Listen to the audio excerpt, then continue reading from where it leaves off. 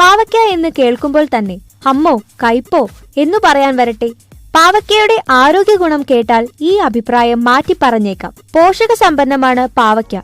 ഭാരം കുറയ്ക്കാൻ ഏറെ ഗുണകരവും. ഇരുമ്പ്, മഗ്നീഷ്യം, പൊട്ടാസ്യം, വൈറ്റമിൻ സി എന്നിവ ധാരാളം അടങ്ങിയ പാവയ്ക്ക തയാമിൻ, റൈബോഫ്ലേവിൻ, പാന്തനോയിക് ആസിഡ് എന്നിവയുടെ കലവറയാണ്.